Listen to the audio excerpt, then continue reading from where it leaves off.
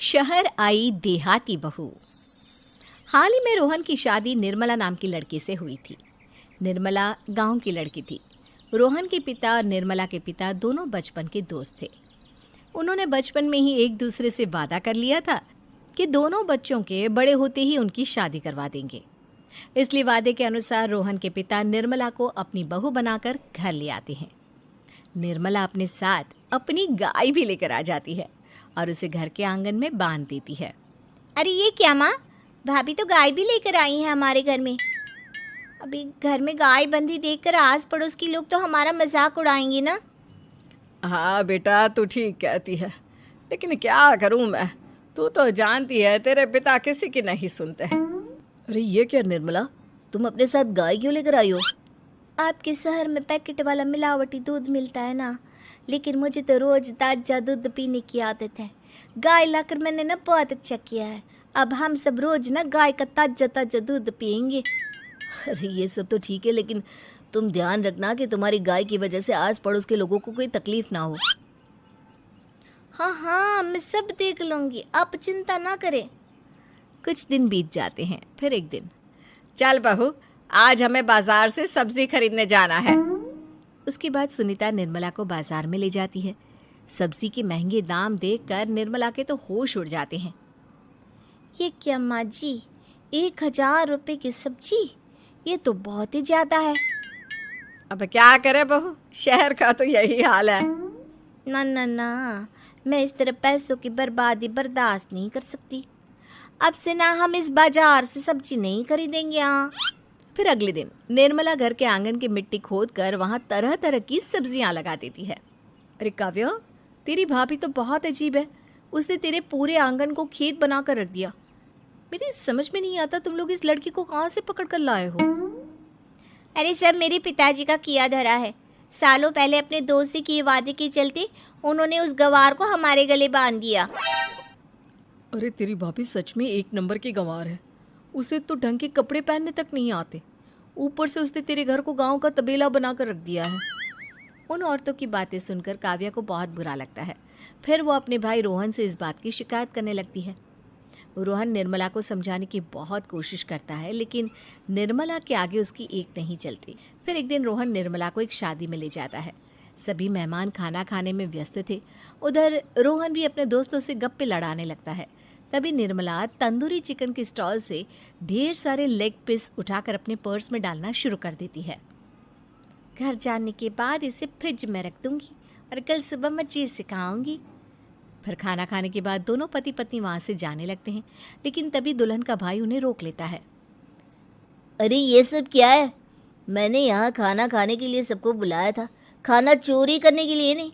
तुमने पर्स में जो चिकन के लेग पीस छुपा रखे ना, चलो बाहर निकालो उन्हें। दुल्हन का भाई फौरन निर्मला से पर्स छीनकर सारे लेग पीस बाहर निकाल लेता है। मैंने इतना खर्चा करके खाने पीने का इंतजाम किया है और तुम हो कि यहाँ से खाना चोरी करके ले जा रही हो। शर्म आनी चाहिए तुम्हें। वहाँ मौजूद सभी लोग निर्मला को भला बुरा कहने लगते हैं। अपनी बेइज्जती होते देख रोहन दुल्हन के भाई से माफ़ी मांगकर निर्मला को घर ले आता है। निर्मला, आज तुमने सबके सामने मेरी नाक कटवा दी। आखिर तुम्हें चिकन के पीस चुराने की ज़रूरत क्या थी? मुझे माफ़ कर दीजिए रोहन जी। दरअसल ना, हमारे गांव में जब भी शादी होती थी तब मैं और मेरी सहेलियाँ इसी तरह शादी से ढेर सारा खाना लेकर आते थे। मुझे नहीं पता था कि मेरी इस गलती से आपकी इतनी बेइज्जती हो जाएगी। मुझे माफ़ कर दीजिए। आज के बाद ऐसी गलती कभी ना करेंगे। इतना कहकर निर्मला रोने लगती है। निर्मला को रोते देख रोहन का दिल पिघल जाता है और वो उसे माफ़ करके गले लगा लेता है। इस तरह कुछ दिन बीत जाते हैं। फिर एक दिन रोहन उदास होकर घर लौटता है। रोहन के कपड़े बुरी तरह फटे हुए थे। अरे बेटा, ये सब क्या है? किसी के साथ मारा पीटी हो गई है क्या? नहीं माँ, आज हमारी ज़िंदगी का सबसे बुरा दिन है। म्यूनसिपालिटी वालों ने हमारी दुकान तोड़ दी। आज से हमारी आमदनी पूरी तरह बंद हो गई। हे भगवान, हमने तो किस्त पर ढेर सारा सामान ले रखा है। अब हम सारे सामान की किस्त कैसे चुकाएंगे? मेरी तो सोचने समझने की शक्ति ही खत्म हो गई। पता नहीं आगे हमें और कितनी मुसीबत झेलनी पड़ेगी।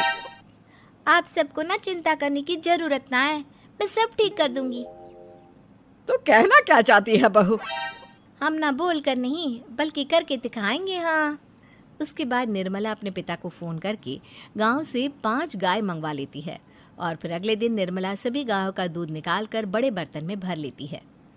तुम ये सब क्या कर रही हो निर्मला? मेरी तो कुछ समझ में नहीं आ रहा। हम ना इन गायों का दूध बेचने जा रहे हैं। उसके बाद हमारे पैसों की समस्या खत्म हो जाएगी। हे भगवान, बस यही दिन देखना बाकी रह गया था। भाभी दूध वाली बनकर दूध बेचेंगी तो मोहल्ले में इज्जत क्या रहेगी हमारी? सभी लोग हमें तरह तरह के ताने मारेंगे।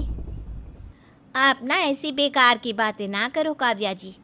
जब जेब का पैसा और पेट की रोटी छिन जाती है तो इंसान पहले अपने और अपने परिवार के बारे में सोचता है।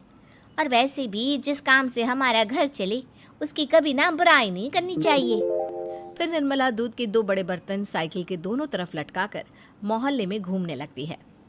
दूध ले लो, दूध, गाय का ताजा ताजा दूध ले लो,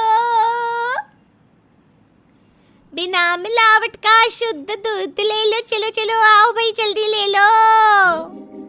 तभी निर्मला के पास कुछ औरतें आती हैं। अरे तुम तो सुनीता की बहू हो ना? तुम इस तरह सड़क पर दूध क्यों बेच रही हो? निर्मला उन दोनों औरतों को अपने घर के हालातों के बारे में सब बता देती है। देखिए, मैंने ना अभी अभी गाय का ताजा दूध निकाला है।